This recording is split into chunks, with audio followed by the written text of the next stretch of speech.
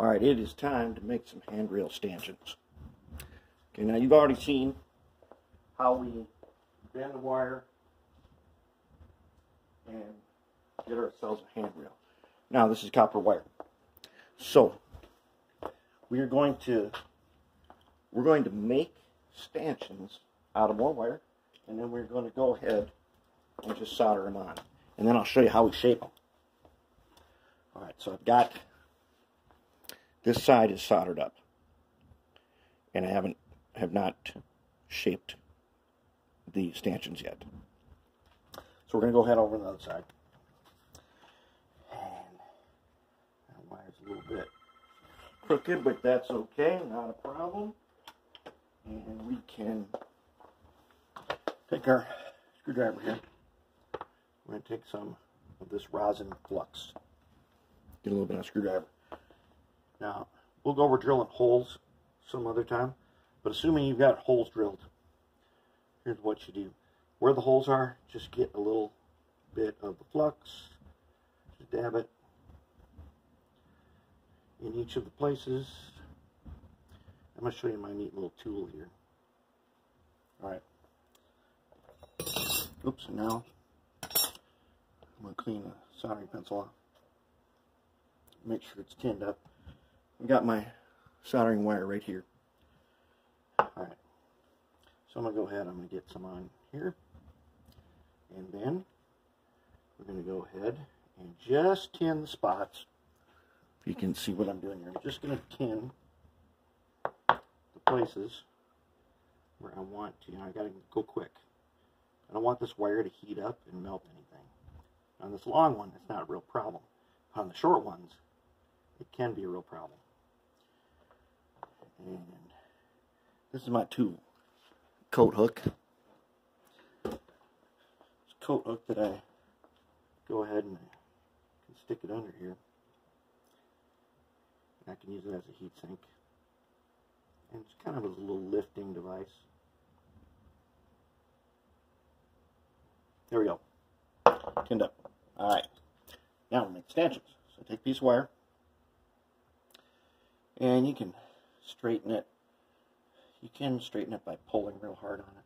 This might be a little bit long. So I'm going to go ahead and I'm going to put it in the first hole. I'm going to use my little pliers here that I got in a jewelry making set at Michael's with, like, I can't remember if it's 4 or 6 tools. Okay, get in there. Oops. Little ways. Oh, darn it. Get in there. Okay. Now I'm going to just bend him over with my finger. Oops. And that's why I probably didn't need a wire this long. Yeah, I really didn't need a wire that long. So let's just hold them. And go ahead. Clip it off and leave a little excess. Alright. Next one. Okay. I drilled these holes all the way through just for this reason. Go ahead and bend them over. Clip one little bit of excess. And we'll just go ahead on and do all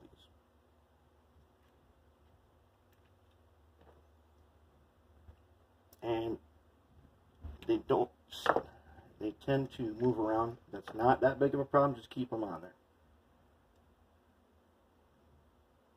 Now sometimes I have to actually take them off and tin them.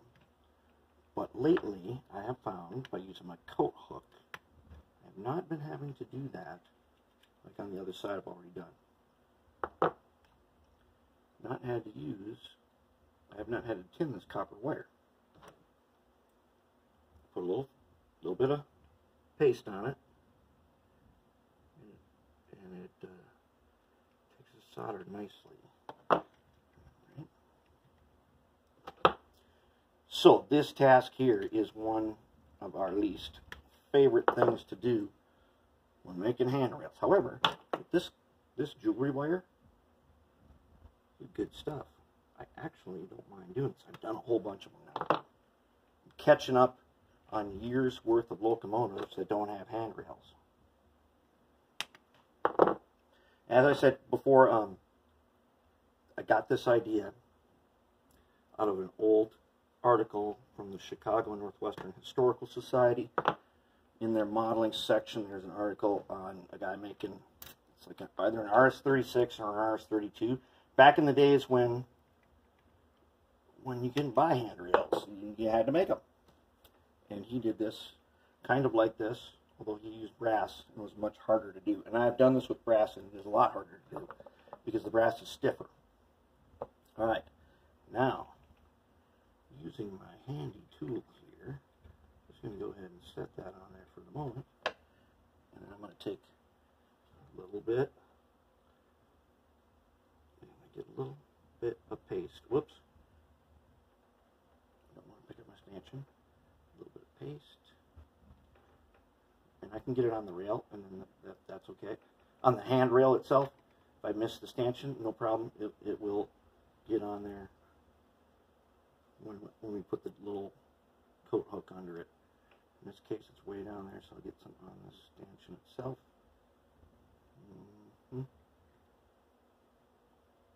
That should be enough. Now, take our soldering pencil and clean them off. Okay. So, now I'm just going to eyeball it. I'm going to go ahead and I've got a piece of solder right here I can keep touching off to when I need it. I'm going to take my tool and I'm going to hold it. I'm going to try to touch and go with this. It's okay if there's a glob. The glob is okay. Okay, next one. The glob is actually somewhat helpful when we get to the shaping part. You may not want a really big one, but you want a little bit of one. Try not to get it too far down the railing away from the spot.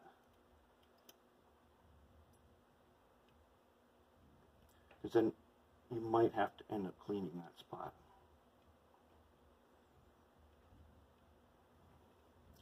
And before I was trying to use these bolts as heat sinks. And I thought, gosh, I need a tool. I was looking around thinking, how am I going to make a tool to go under here and do this? And I saw that coat hanger, this coat hanger here sitting over on another workbench. And I thought, that might be just right. And sure enough it was. It's a good heat sink. And it is also perfect size for going under here. And chances are you probably have one of these at home. I know I got a little bucket that's got a bunch of them in it.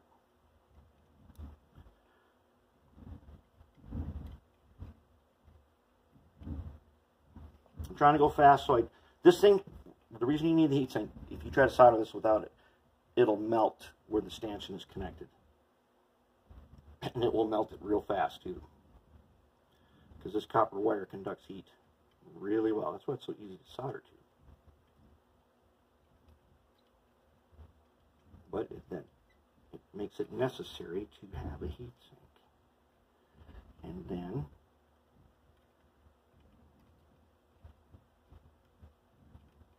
we are just about there. You know, this goes way faster than doing it the old way of trying to cut off brass stanchions one at a time and bend them and put them in place and solder them later. This is so much easier. It's so much faster. We're done. How long did that take us? 9 minutes. 9 minutes and we're done. They're now set in place. So, take my clipper here and I'm going to go ahead and I'm going to trim them.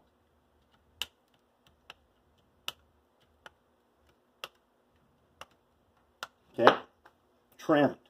Here's what we do now. This is how we do it. I've got on here a fiberglass cutoff wheel. I prefer the fiberglass for doing this over the regular cutoff wheel because these don't break apart. On low.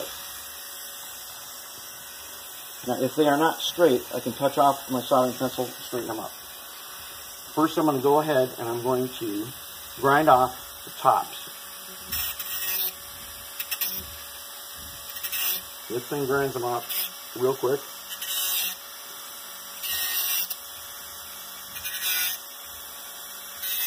I don't have to grind them off all the way either.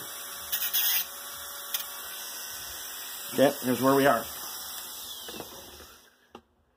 Tops ground off. That's it. That's how far we've gone. Okay, next. Now, I'm going to go ahead. Oh, here's one there. Well, actually, now I want to shape them. What I want to do is I want to make them look like they're grabbed onto the rail. So I start a ways back and just carefully run up the stanchion. Kind of flattens it out. And I can take a jeweler's file and get the excess off if I want to.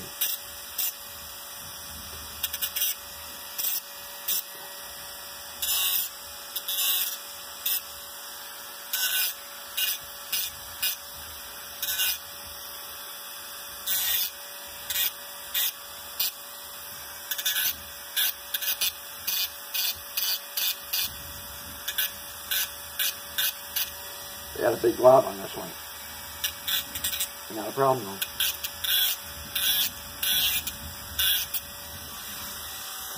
Now, how does it look?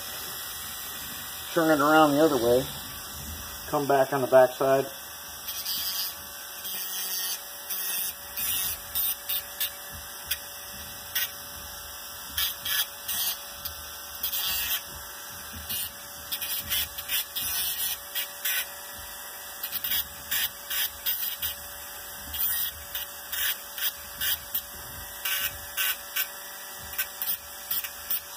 And that is that. Now, take a paintbrush here, brush off the dust. All right. Now, how does it look? Let's find out. Oh, looks like they're stanchions are grabbing on there, right? I can clean those up with the jeweler's file any way I want to. But once painted, it looked pretty good. And that's how fast it was.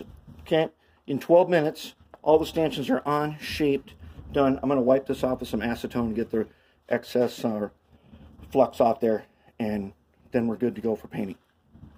And that is stanchions. Let's zoom in on it.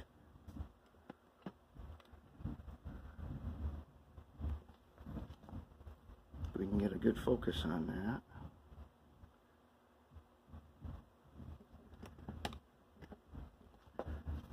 That's how we're doing our stanchions. Done deal. Pretty sweet. Way easier than before. 12 minutes, we did a whole side. Alrighty, moving on to the next thing.